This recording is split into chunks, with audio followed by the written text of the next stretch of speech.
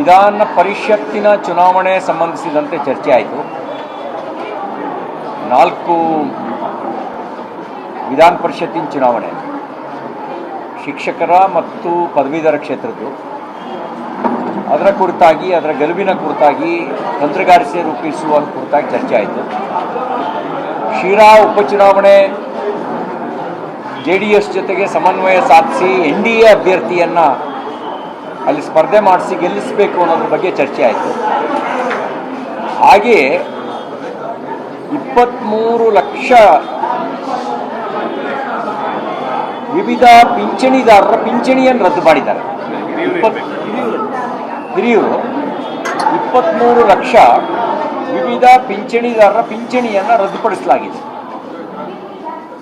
ತಾಂತ್ರಿಕ ಕಾರಣವನ್ನು ಕೊಟ್ಟು ರದ್ದುಪಡಿಸಿದ್ದಾರೆ. ಆ ಪಿಂಚಣಿ ಪಡಿಬೇಕಾದ್ರೆ 30,000 ರೂಪಾಯಿ ಒಳಗಡೆ ಇನ್ಕಮ್ ಇರಬೇಕು ಅಂತಿದೆ.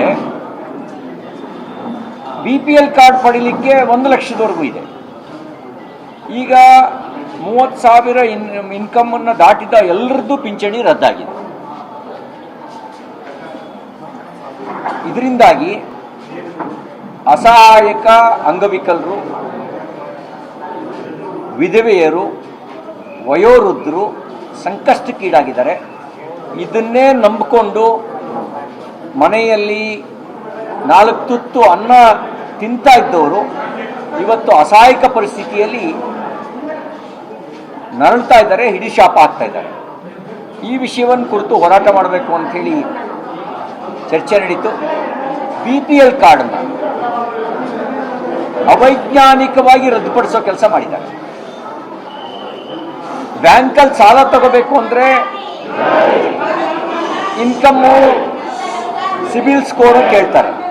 ಆ ಸಾಲಕ್ಕಾಗಿ ಸಿಬಿಲ್ ಸ್ಕೋರ್ ಜಾಸ್ತಿ ಮಾಡಿಕೊಂಡವನು, ಇನ್ಕಮ್ ಜಾಸ್ತಿ ತೋರಿಸ್ಕೊಂಡವನು, ವಾಸ್ತವಿಕವಾಗಿ ಇನ್ಕಮ್ ಇಲ್ಲ, ಅವ್ರ BPL ಕಾರ್ಡ್ ರದ್ದಾಗಿದೆ. ಈ ಎಲ್ಲ ವಿಷಯವನ್ನ ಹೋರಾಟದ ವಿಷಯವನ್ನಾಗಿ ಪರಿವರ್ತನೆ ಮಾಡಬೇಕು. KPSC ಭ್ರಷ್ಟಾಚಾರದ ಕೂಪ ಆಗಿದೆ. ಹುದ್ದೆಗಳು ಮಾರಾಟಕ್ಕಿದ್ದಾವೆ.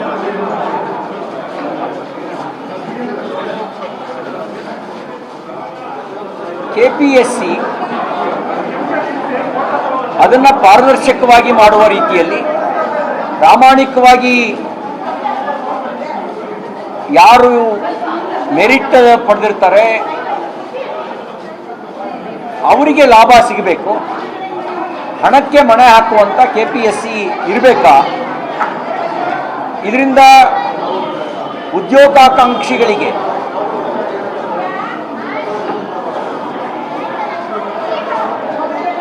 ಒಂದು ರೀತಿಯಲ್ಲಿ ಶೋಷಣೆ ಆಗ್ತಾ ಇದೆ.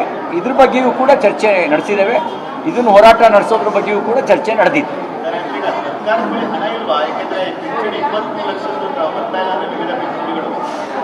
23 ಲಕ್ಷ ಪಿಂಚಣಿ ರದ್ದುಪಡಿಸಿದ್ದಾರೆ, BPL ಕಾರ್ಡ್ ರದ್ದುಪಡಿಸಿದ್ದಾರೆ. ಇದು ಸಾಲದು ಅಂತ ಗಾಯದ ಮೇಲೆ ಬರ ಎಳೆದಂತೆ ಈಗ ಒಳಮೀಸಲಾತಿ ಕುರಿತಾಗಿ ಎಡಗೈ ಬಲಗೈ ಅವರು 100 ರೂಪಾಯಿ ಬಾಂಡ್ ಪೇಪರ್ನಲ್ಲಿ ಡಿಕ್ಲರೇಷನ್ ಕೊಡಬೇಕು, ನಾನು ಯಾವುದು ಅಂತ. 100 ರೂಪಾಯಿ ಬಾಂಡ್ ಪೇಪರು, ಆಮೇಲೆ ಅದನ್ನು ಅಫಿಡವಿಟ್ ಮಾಡಿಸುವ ಖರ್ಚು, ಇದು ಎಲ್ಲದೂ ಅನಗತ್ಯ ಹೊರೆ ಆಗ್ತಾ ಇದೆ. ಅದನ್ನು ತಕ್ಷಣ ರದ್ದುಪಡಿಸಬೇಕು.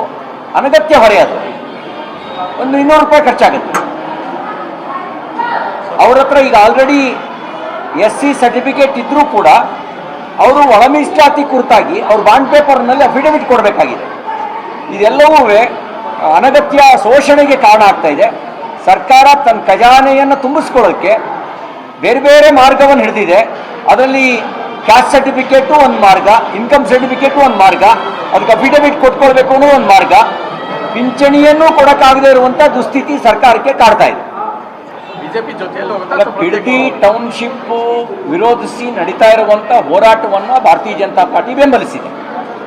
ಇನ್ನು ಪಾದಯಾತ್ರೆ ಕುರಿತಾಗಿ ಅವರು ಕುಮಾರಸ್ವಾಮಿ ಅವರು ಜನತಾದಳ ನಮ್ಮ NDA ಪಕ್ಷ ಮಿತ್ರವೇ ಆಗಿರೋದಿಲ್ಲ, ಅವ್ರ ಜೊತೆನಲ್ಲಿ ಸಮಾಲೋಚನೆ ನಡೆಸಿ ಏನು ಮಾಡಬೇಕು ಅನ್ನೋದನ್ನು ರಾಜ್ಯಾಧ್ಯಕ್ಷರು ಮತ್ತು ವಿಪಕ್ಷ ನಾಯಕರು ಅವ್ರ ಜೊತೆ ಚರ್ಚೆ ನಡೆಸಿ ನಿರ್ಣಯ ತಗೊಳ್ತಾರೆ.